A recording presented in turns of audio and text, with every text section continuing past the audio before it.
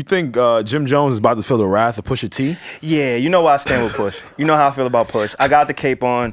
Jim Jones is light work. Listen, Salute for to those Jim. of you that don't know what we talking about, a few weeks ago, Jim Jones on the press run, he did a few shows, and primarily he did the Breakfast Club, where he spoke with DJ Envy and Charlamagne, and basically, told cats like he doesn't believe Pusha T to be a legend, nor in his top 50 rappers of all time. People on Twitter and the rest of us in this room said, "Oh, Jimmy, you know he got 90." Jimmy. And shout out to Jordan. Shout out to Jordan Shout out to Jordan. because he played a part in that conversation. In that He press did. run. You know what I'm saying? So shout out to Jordan Rose for sure. Yes. But yeah, Jim Jones. I mean, so I'm gonna be honest. I'm gonna be careful with my words because Now you're a stand, so be very careful. no, I'm gonna be super careful because like we be in the same spaces as Jim. Like there's been times where Jim Jones walked out of somewhere and we walked in and it was only like 30 minutes apart. So I'm gonna be real careful About what 20. the fuck I just said. Yeah. But he don't want that smoke. He don't want That's that. not that bad. Not with Push. He don't want the smoke. I disagree. Like lyrically, again, I don't know physically. I'm not trying to weigh these guys out. It's not a fucking boxing match. These niggas are like 45 years old. Like they shouldn't be fighting. But if they did fight, I don't give a fuck who would win or who would lose. Lyrically, artistically, in the booth, I cannot see him beating Jim Jones. Now, before we even get into it, there's a lot of parallels between these guys. Okay. I do have a clip. I want to play the disc because apparently Pusha T responded to him in a verse, like I think you should, right? If somebody speaks about you and you're an artist and you're a rapper, you should respond with music. There's no reason to go on Twitter, Meek Mill. There's no reason to go on a press run, Safari. Like, there's just no reason. You want to push the shooters? I'm just like, your delivery of this, like, it sounds very calculated and rehearsed. I'm impressed. Well, that's just like Pusha T. He instills calculation within his fans. Right. So if you really fuck with responses, you gotta be cerebral when you fuck with niggas like us. Right. Not cerebral. You see the words? You get what I'm saying? So the words? let me play let me even see what you're talking about because let's play the clip. I have and a ton to say. I actually, you playing it right now? Let's do it. Yeah. Okay. I buy bitches, you buy them sections. You buy watches, I buy collections. Misery's fueling your aggression. Jealousy's turned into obsession. Reality TV is mud wrestling. That was the first bar. Reality TV is mud wrestling. Jim Jones started loving hip hop. Like, we're gonna break this down section by section, piece by piece. If y'all need me to rewind, we can rewind it too. Okay, Rap Genius. But you heard him. Some sign checks I know better than. Beware of my name that there's delicate. You know I know where you're delicate. Crush you to pieces, I hum a breath of it. Now, I would think twice before going after Pusha T. That's all I would, if you're Jim Jones? to see Anybody. No. to see what he's capable of. Not even just lyrically, just like cerebral. We don't know how Pusha T finds out what he finds out. Some people he could hit where it hurts. Like I feel like Alex, me and you, we've been working together for a very long time. You know me for a very long time. Yes. And one of the things that I like, some people you just should leave alone because you just should leave him alone. Does that apply to everybody though? I think he has proven you should leave me alone. Yeah, like he's one of the people. You get what I'm saying? We're not just. It doesn't apply to everybody. It doesn't. It doesn't. Again, i.e. Safari. I'm gonna bother him if I have a beef with him. Yo, Safari's just somewhere like, what the fuck, guys? No, I'm just saying, like, some people I'm gonna bother. Right. Like Pusha T, I think he's giving us a reason to just like, yo, leave me alone. I don't know where this is coming from, but I like the fact. Oh yeah, wait, where did? Okay, so he just randomly said. So like, where did this come from? Okay, sorry. Are you done playing it? No, I'm not. Okay. We got a ton more to go. Are you done? Yeah, I'm so sorry. You're good. We got a whole flow. I like this. Yeah. Okay. So let's go. Okay. I will close your heaven for the hell of it. Jesus Christ. That's a good bar. I'm so sorry. That's a good bar. Bro, what the fuck did you just say to me? Standalone bar. That's good. Objectively, it's good, Alex. Thank you. I don't know whose side I'm on right now. I don't know why I'm doing this. I'm watching your fame escape relevance. We all in a room, but here's the elephant. You chasing a feature out of your element. Yeah, You're chasing a feature out of your element. I'm not going to front. Know who he's talking about. Salute to Jimmy. Jimmy been doing a lot of records with the new drill niggas in New York. But do you know what he's referring to? Break it down for me. He's saying you're chasing a feature that's out of your orbit, which is Drake. Yeah. You're standing for Drake. You're caping for Drake. You're chasing a feature that you're not gonna get.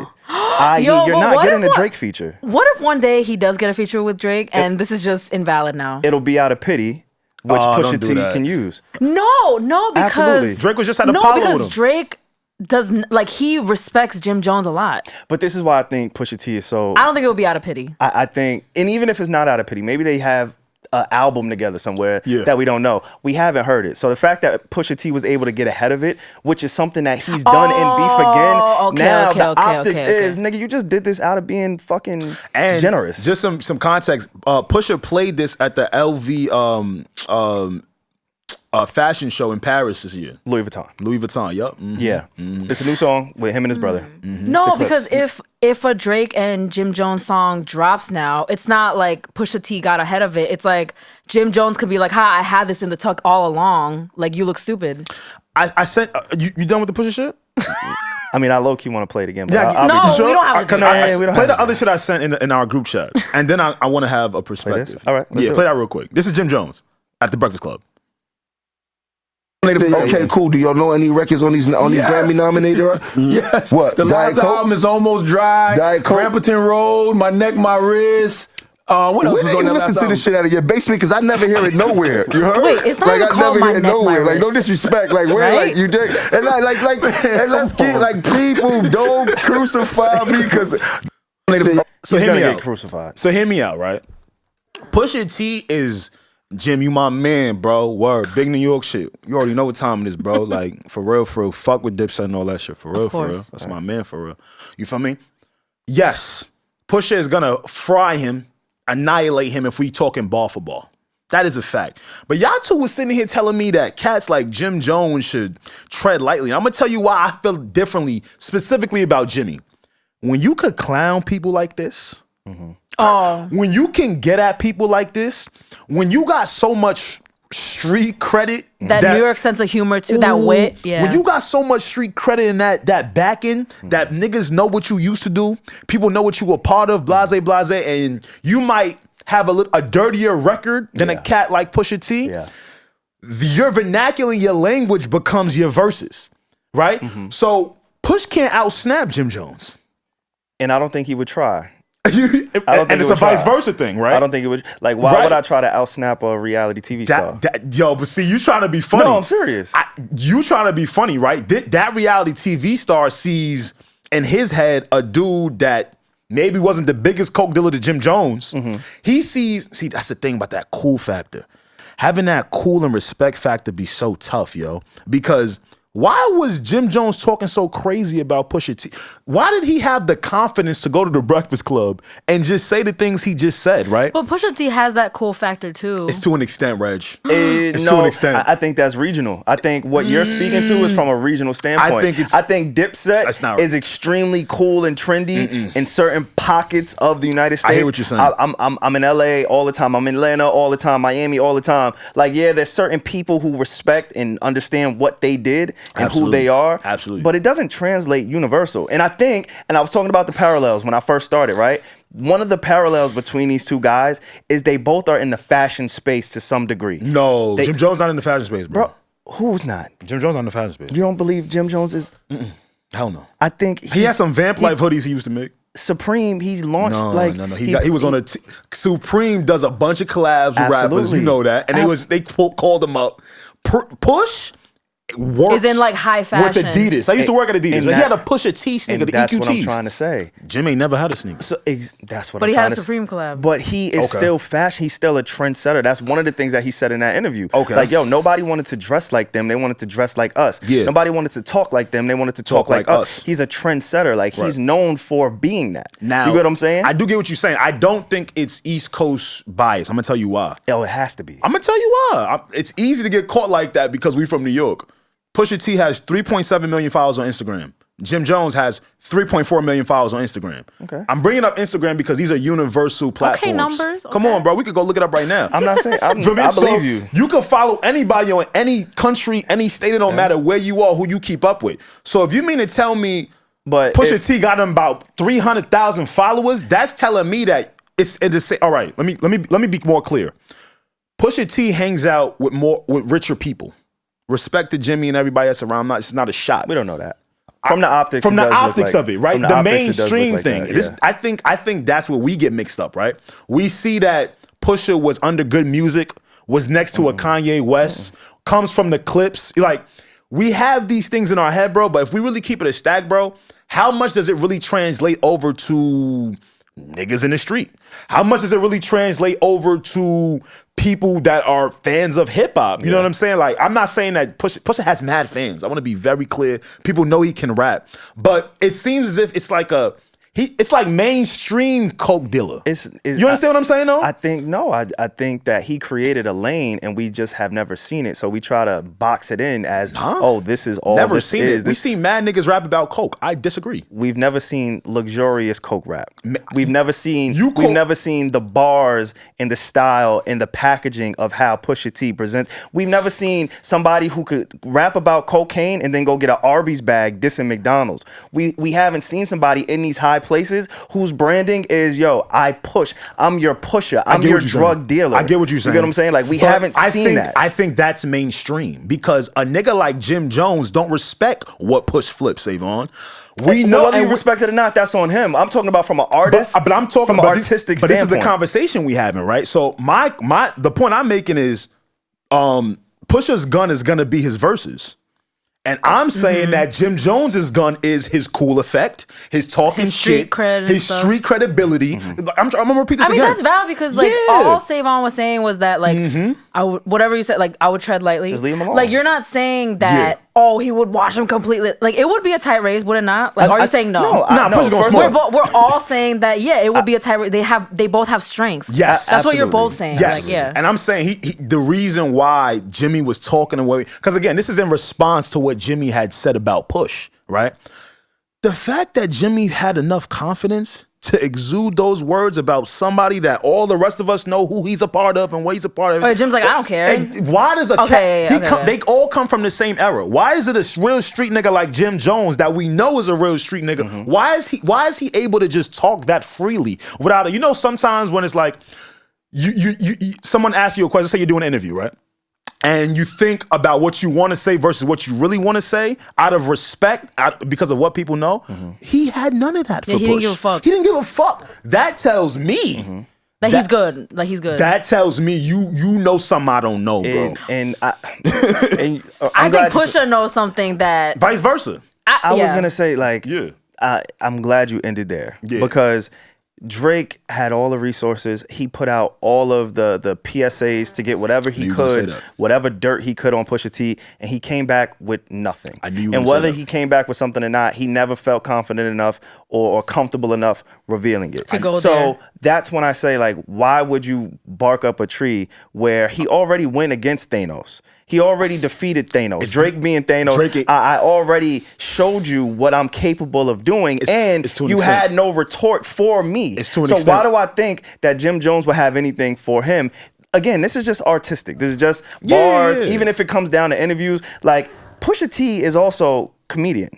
He's also funny. Yeah, have you watched? Like, he also is witty. I'm not taking that from him. You get what I'm saying? But it's how you, like, he's witty. I'm glad you brought that up. I just let you go, my boy. You're right. I don't think that it's so far off when it comes to being able to speak the talk in interviews, in conversations. Like, if he went on a podcast, I think he could deliver it in the same ways that Jim Jones does. I do also believe that you have to take into account our New York bias. Like, we cannot discount the fact that we grew up on Jim Jones, Cameron, Mace. We cannot discount the fact that their culture, their verbiage, their language, their slang, the way that they dress, it is identifiable and relatable to us in this region. Sure. If I'm in the south fucking west or the northwest, northeast of this country, I may not be able to relate to Jim Jones as much. I may not be able to see why he's so cool or where that effect comes from. So why does Cam and Mace's show do so well? Like, I want to be very clear, bro. I'm not one of those people that get stuck in my New York bias. You feel me? I know the people. But you have to acknowledge it. Absolutely. And I'm not saying just you. You have to acknowledge it that it plays a role in how you're viewing Jim Jones. Because it has to inevitably. But answer to what I just said, though. So why is it that a YouTube show that's viewed to millions they relate to the comedy of Cam I swear, and Mace? There's not just me trying to be annoying, but Desus and Mero are the most New York guys ever, and their whole brand is New York, and they're very successful like nationwide. That's what I'm saying, yo. So it's not our fault that we one of the most lit cities. You get what I'm saying? My whole thing is like, if niggas wasn't understanding like Mace and Cam's comedy on their new sports show, and it came off like, what the fuck? I'm with you. I'm down. To your Drake point, bro, Drake and Push was only going to battle over verses. Drake is not as witty as a Jim Jones, a Cam, a Mace. I disagree. Yes, Pusha T. It's how you do it. It's how. So why we ain't seen no witty shit from this nigga in interviews I think Drake ever? is witty, like in his bars, but he's not as cool. Drake is not cool. Drake is kind of Thank he's you. kind of a loser. I'll give you that. Feel me? But Like Push is respectfully, Push is cool to. Y'all gonna get mad at me, bro. He's cool to the niggas 38 and up that come from a certain lifestyle. I'm gonna keep it a stack with y'all. that's not true. I know women in my phone like that love think Pusha T. They could love That Pusha is T. crazy. But do No, they I'm think kidding, he's I'm cool? just Not like kidding. in my I'm just phone. I kidding, mean, I'm just like kidding. people I know, like I'm just kidding. friends. See, now not I think like you women. getting in your bias. No, I'm not. I don't think most people find Pusha T to Maybe be cool. not most people, I and that's bet. cool. We good. I'm all right with most people not finding him cool, but I think he does have an audience, and I think there is a cool factor around him. sure. It may not be as big as Jim into Jones fashion. because, and again, if we really want to be honest, I think Dipset or Jim Jones cool fashion or factor comes from the conglomerate that he was a part of. That helps. You get what I'm saying? Like That's a he big stood part. alongside Cam. He stood alongside Joel Santana. It was a movement of a collective, almost like Wu-Tang. Wu-Tang as a whole, it's a brand. So I think he's under this umbrella of a brand that was really cool. He played a huge factor in it. I'm not going to discredit what he did,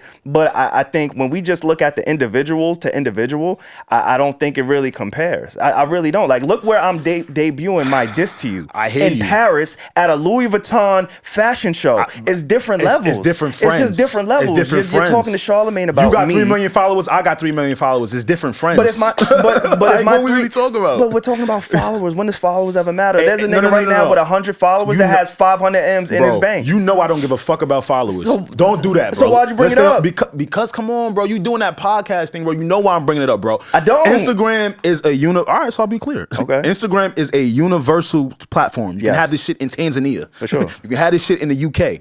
If you mean to tell me there's it's a playground where people can just show how much people fuck with you, and why is that nigga down that more? Why you calling a nigga irrelevant and got the same amount of followers as him?